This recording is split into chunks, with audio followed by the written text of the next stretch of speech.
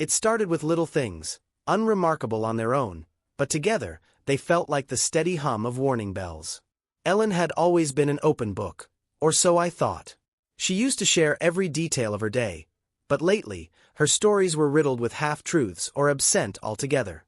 There were late nights at work that stretched longer than they ever should, vague explanations for missed family dinners, and the new guarded way she handled her phone. She used to leave it lying around the house, screen up, but now it was always in her pocket or face down on the counter. One evening, I noticed her texting under the table during one of our family meals. When I asked her about it, she brushed it off with a laugh, claiming it was just a work thing. But there was something about her tone, a strained casualness that didn't sit right with me. I told myself I was being paranoid. After all, we'd been together for years. We had 2 beautiful children, a home we'd built together, and a life I thought was strong enough to weather any storm. But the unease wouldn't leave me. It followed me through the days, whispering doubts I didn't want to entertain. I didn't know it then, but those whispers were just the beginning. The cracks in our life together were small, almost invisible at first. But they were there, and they were spreading. Let me know if this part aligns with your vision before I continue. The night I found the text message was the turning point. It was a Saturday evening, and Ellen had gone out with friends. She left in a whirlwind of perfume and carefully curated indifference, her phone tucked securely in her bag. But by some strange twist of fate, or carelessness, she had left her tablet at home, synced to her phone. I wasn't snooping. At least, not at first. The device lit up with a message, and the sender's name caught my eye. Magnus. I didn't know a Magnus, and something about the familiarity of the message made my stomach turn. Can't stop thinking about last night. When can we do it again? The air left my lungs. My first instinct was denial. There had to be an explanation. Maybe it was a joke, a misunderstanding. But deep down I knew. My hands shook as I scrolled through the thread, uncovering a series of flirtatious, suggestive exchanges. They spoke of secret meetings, of stolen moments I hadn't even known to miss. When Ellen returned that night, I tried to act normal, but my mind was racing. I asked her how her evening had gone, forcing the words through a throat tight with suspicion. She smiled, her answer smooth and practiced. It was fine, just drinks and catching up, she said, brushing past me as if the very question was beneath her. I didn't confront her right away. Instead, I spent the next few days gathering pieces of the puzzle. Her behavior began to take on new meaning. The late nights, the vague excuses, the sudden attention to her appearance. I started noticing more, unfamiliar names on her call log, hastily ended phone calls when I entered the room, and unexplained charges on our credit card. When I finally asked her about Magnus, she laughed, a sharp, dismissive sound.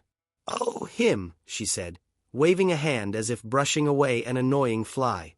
"He's just a colleague. You're being ridiculous, Bjorn." But her eyes didn't meet mine, and her voice had that same strained casualness I'd noticed before. The more I pressed, the more defensive she became, spinning stories that didn't add up. "You're overthinking this," she said one evening, exasperated. "Magnus is nothing.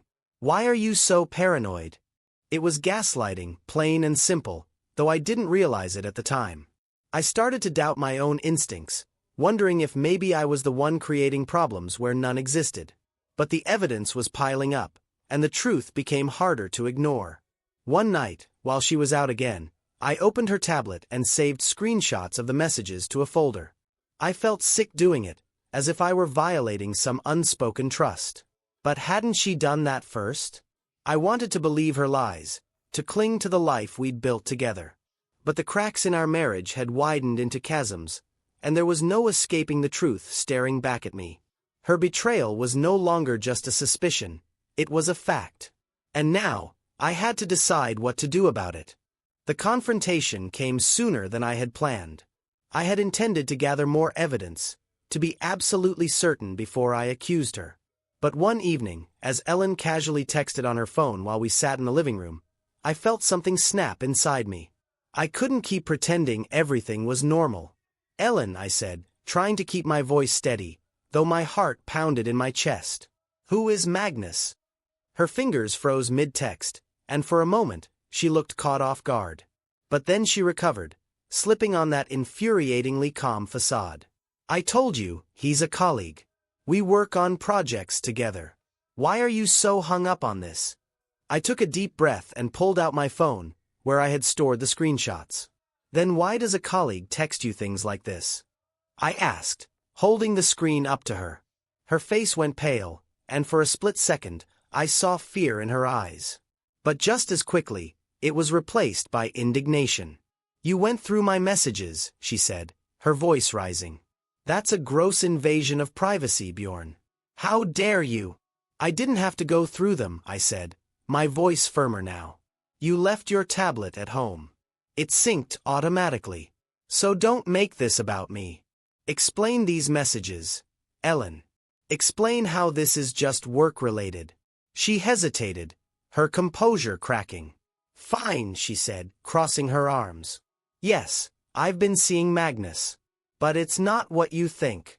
It's just emotional. I've been so lonely, Bjorn. You're always working, and I needed someone to talk to. That's all it was. Her words hit me like a punch to the gut. Emotional? I thought of the messages, the intimate language, the thinly veiled references to secret meetings. You're lying, I said, my voice low but steady. This isn't just emotional. You've been meeting him. You've been lying to me, to our family. Ellen stood up, suddenly defensive. Don't you dare try to pin this all on me, she snapped. You're the one who's been neglecting me for years. You don't see me anymore, Bjorn. You don't make me feel loved or wanted. What did you expect me to do? Her words were like knives, cutting into every insecurity I'd ever had. For a moment, I felt myself faltering, wondering if I really was to blame. But then I thought of our children upstairs, asleep and oblivious to the storm brewing below. This wasn't just about us. You could have talked to me, I said quietly. You could have told me how you felt. But instead, you chose to betray me, to betray our family. That's on you, Ellen. She didn't respond, just stared at me with a mixture of defiance and guilt. The silence between us was deafening, and in that moment, I realized there was no going back. Our marriage wasn't just broken, it was shattered. I spent that night on the couch, unable to face her or the bed we had once shared. As I stared at the ceiling, waves of anger, sadness, and disbelief washed over me. This was the woman I had loved, the mother of my children. How had we come to this? By morning, I knew one thing for certain. I couldn't let this destroy me. For the sake of my children and my own sanity, I needed to take control of the situation. Ellen might have betrayed me, but I wouldn't let her define what came next. The days following the confrontation were a blur of tension and silence. Ellen's demeanor shifted between feigned remorse and sharp defensiveness, as though she couldn't decide whether to beg for forgiveness or justify her actions. I, on the other hand, felt like I was walking through a fog, trying to piece together what my life had become. The house felt heavy, filled with an unspoken tension. Ellen and I barely spoke, communicating only when absolutely necessary, mostly about the children. Even then, our words were clipped and mechanical, stripped of the warmth they once carried. Our children, Eric and Maya, sensed that something was wrong. They were too young to understand the specifics, but they weren't oblivious to the strained atmosphere. Eric, always perceptive, asked me one evening, "Papa, why are you and Mama so quiet? Did I do something wrong?" His question broke my heart. "No, Eric," I said, pulling him close. "You didn't do anything wrong. Sometimes grown-ups just have problems they need to figure out. But I promise, we both love you very much." It was a promise I intended to keep, even if Ellen's actions had put everything else in jeopardy. Meanwhile, Ellen continued her erratic behavior. Some days, she would leave early and come back late, offering vague excuses about errands or meeting friends. Other times, she stayed home but seemed distant, glued to her phone or pacing around the house as if she couldn't bear to be still. One evening, as I was preparing dinner for the kids, I heard her on the phone in the next room. She spoke in hushed tones, but I could make out enough to know she was talking to Magnus.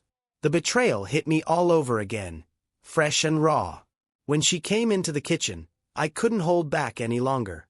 "Still talking to him, Ellen?" I asked, keeping my voice low so the kids wouldn't hear. She froze, her face a mask of guilt and irritation. "Bjorn, don't start," she said, her tone sharp. "I told you, it's over. I'm trying to figure things out, but you're making it impossible." "Figure things out?" I repeated, my voice trembling with anger. "While you're still in contact with him. Do you even hear yourself?" She didn't respond, just turned and walked out of the room. It was a pattern that had become all too familiar. Avoidance, deflection, and an utter refusal to take responsibility. That night, I decided I couldn't let this continue. I started documenting everything. Her erratic behavior, the time she left the house without explanation, the phone calls I overheard. I saved screenshots of the messages I'd found and made notes of every suspicious interaction.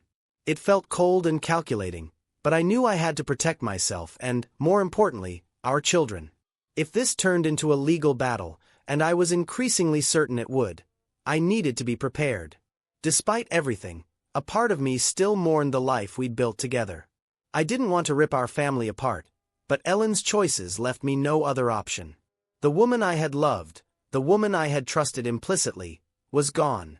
In her place was someone I barely recognized, someone who seemed willing to sacrifice everything for her own selfish desires. As the days turned into weeks, my resolve hardened. I couldn't change what had happened, but I could control what came next. For the sake of Eric and Maya, I had to be strong. And so, I began to prepare for the inevitable.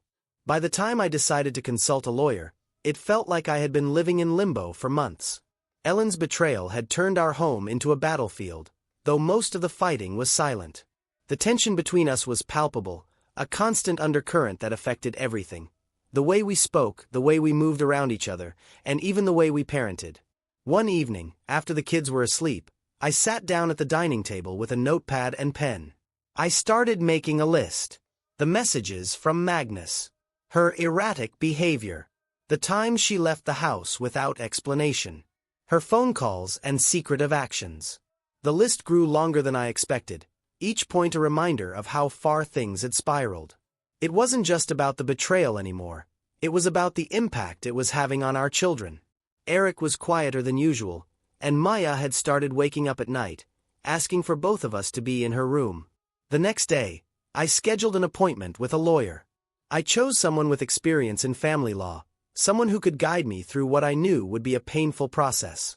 Walking into the lawyer's office felt surreal. I had always imagined myself as a husband and father, not as someone preparing for a divorce. The lawyer, a no-nonsense woman named Ingrid, listened patiently as I laid everything out. I showed her the messages I had saved, explained Ellen's behavior, and expressed my concerns about the children.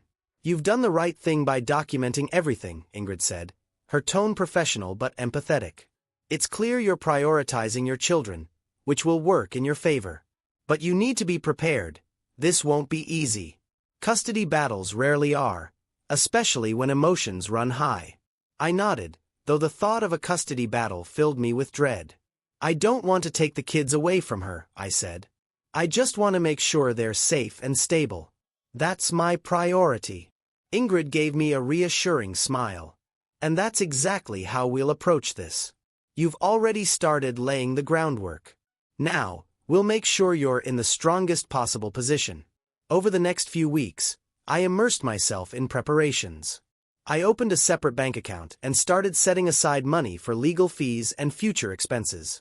I documented every instance of Ellen's behavior that could be relevant, from her unexplained absences to the arguments the children overheard.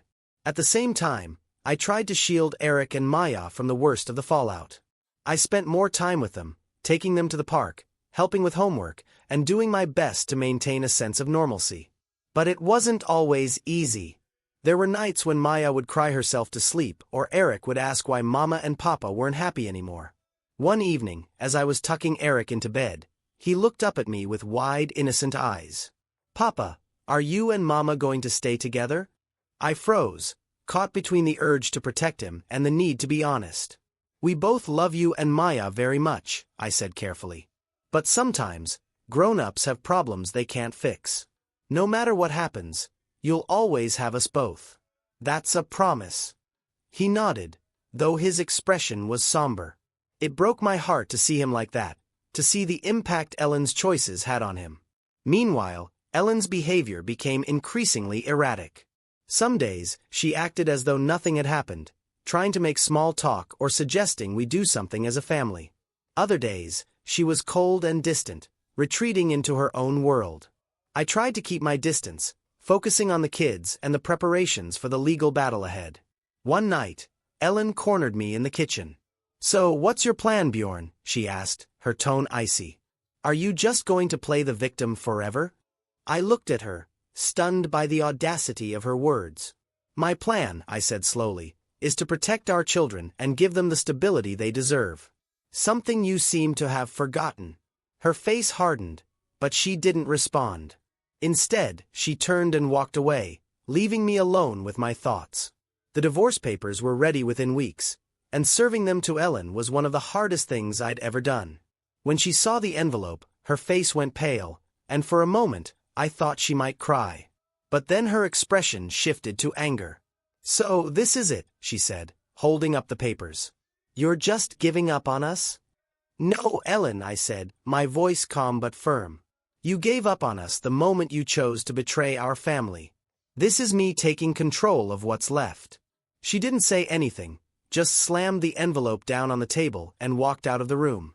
That night, as I sat alone in the living room, I felt an odd mix of emotions: sadness, relief, and a small glimmer of hope.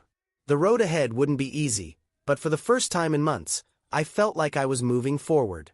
After the divorce papers were served, I expected things to calm down, at least temporarily.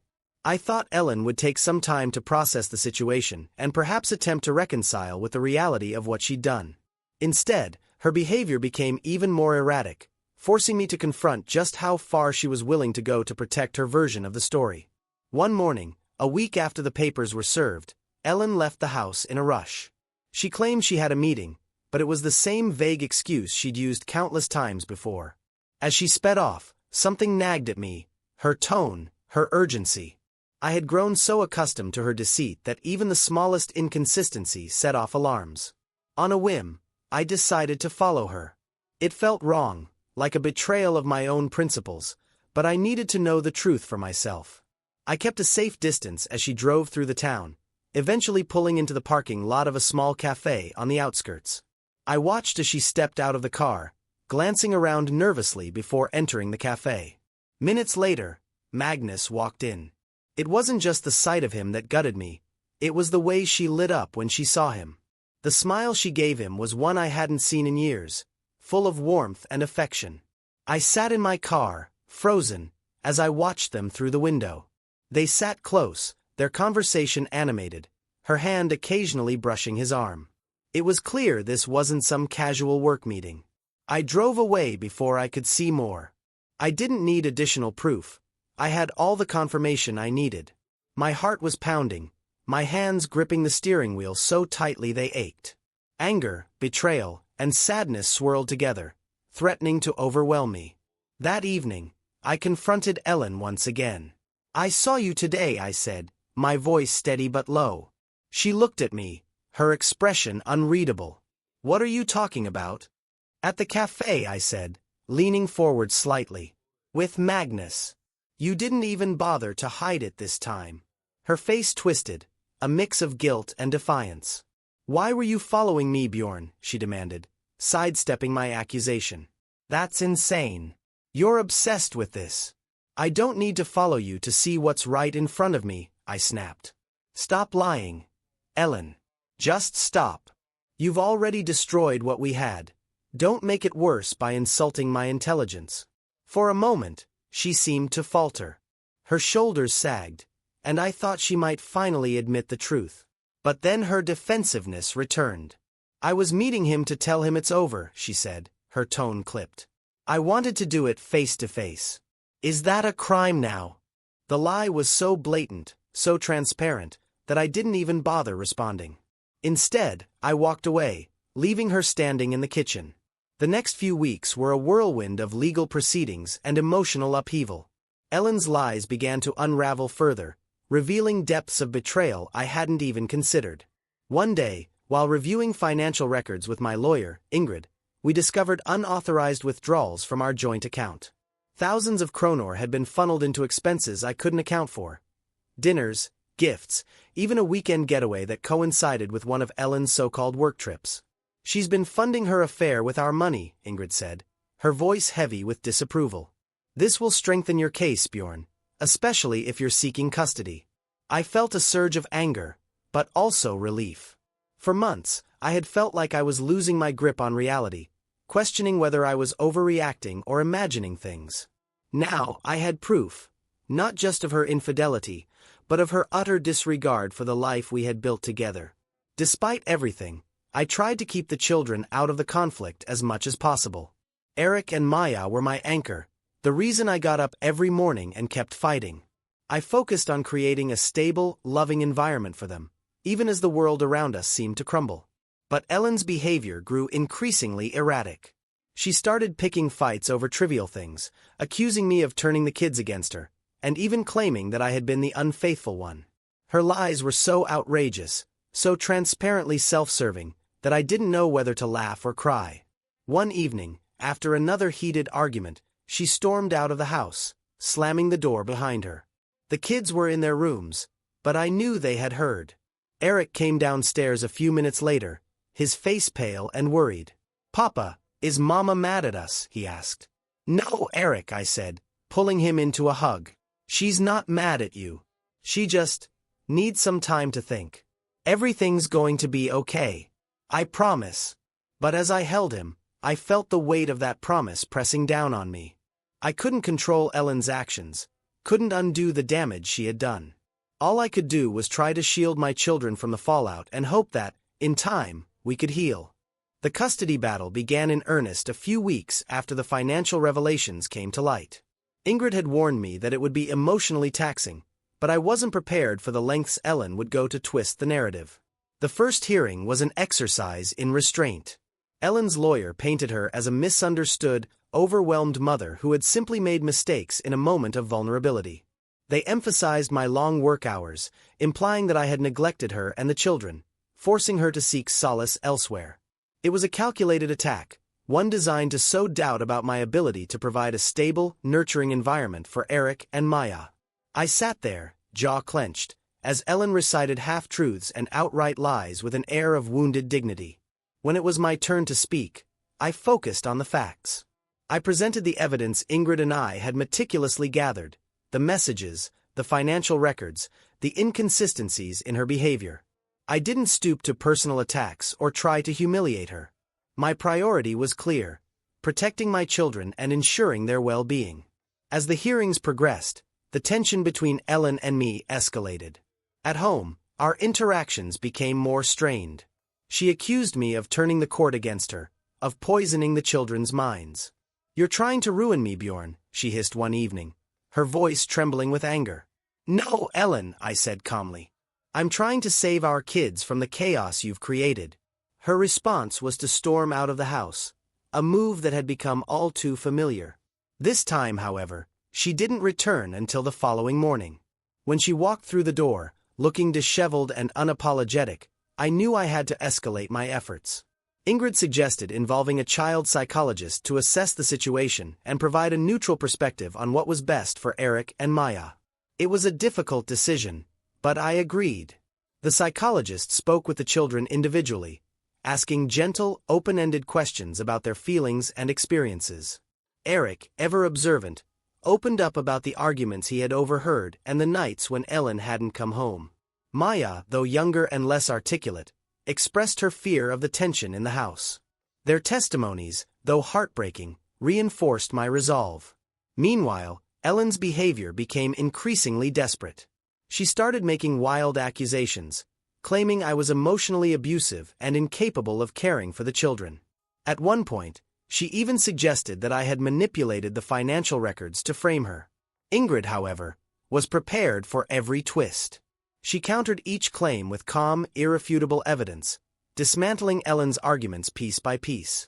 One of the most pivotal moments came during a court-mandated mediation session. The mediator, a soft-spoken but firm woman, encouraged us to focus on the children's needs rather than our grievances. Ellen, the mediator said, you've accused Bjorn of neglect, but the evidence suggests he's been the primary caregiver during this difficult time. Can you explain this discrepancy? Ellen faltered, her carefully constructed narrative unraveling under scrutiny. She tried to deflect, claiming she had been under immense stress and made poor decisions as a result. But her excuses rang hollow. By the end of the session, it was clear that her position was weakening. The mediator's report later emphasized my consistent involvement in the children's lives and highlighted Ellen's erratic behavior as a potential concern. The final court hearing was a mixture of relief and sorrow. The judge ruled in my favor, granting me primary custody of Eric and Maya while allowing Ellen's supervised visitation. It wasn't a victory I celebrated. It was simply a necessary step to ensure the stability and safety of our children. When the decision was announced, Ellen glared at me across the courtroom, her eyes filled with a mixture of anger and defeat. For a moment, I felt a pang of pity for her. She had lost so much, not just because of the affair but because of her refusal to take responsibility for her actions. As I left the courtroom that day, holding Eric's and Maya's hands, I felt a sense of closure. The battle was over, but the healing had just begun. The aftermath of the custody battle brought a strange calm, like the stillness after a storm. The legal fights were over, and for the first time in months, I felt a sense of direction. My focus shifted entirely to Eric and Maya, who needed stability and reassurance more than ever. Our new routine began to take shape. The house, once heavy with tension, started to feel lighter. I redecorated Eric's and Maya's rooms, letting them choose new colors and decorations. It was a small gesture, but it gave them a sense of control in a world that had been unpredictable for too long. Ellen's supervised visitations began a week after the court's ruling. I won't pretend they were easy. Seeing her with the children was a reminder of what we had lost, and her attempts to play the doting mother often felt like a performance. Eric remained guarded around her, while Maya, ever forgiving, clung to her affectionately. One evening, after a visitation, Eric came to me with a question that caught me off guard. "Papa," he asked, "why does Mama act like everything's fine when we see her?" I paused, choosing my words carefully. "Sometimes, people don't want to show how they're really feeling," I said. "It's easier to pretend everything is okay than to face the truth. But you don't have to worry about that. You and Maya can always talk to me about anything, okay?" He nodded solemnly, and I could see the weight of his thoughts in his eyes. It was moments like these that solidified my resolve to create a better future for them. Life moved forward. I threw myself into work, finding solace in the routine and the camaraderie of my colleagues.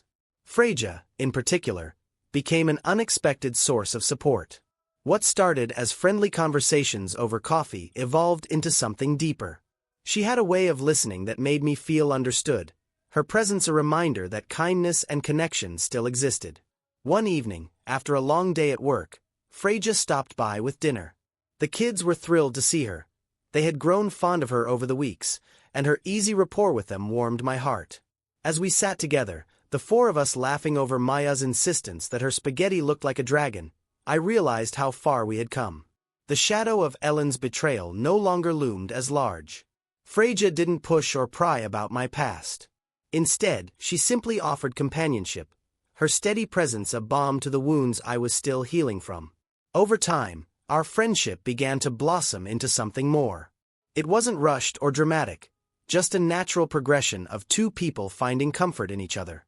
One sunny afternoon, as Eric and Maya played in the garden, Freja and I sat on the porch, watching them chase bubbles across the lawn.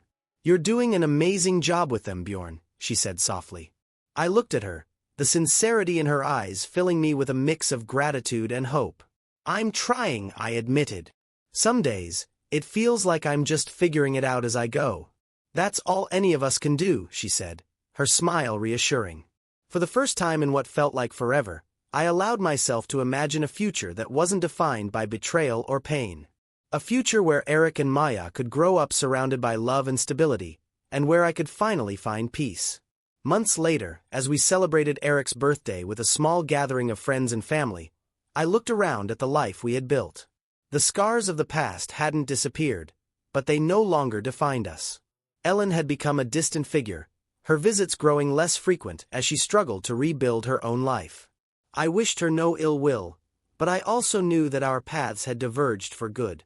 Freja stood beside me, helping Maya light the candles on Eric's cake.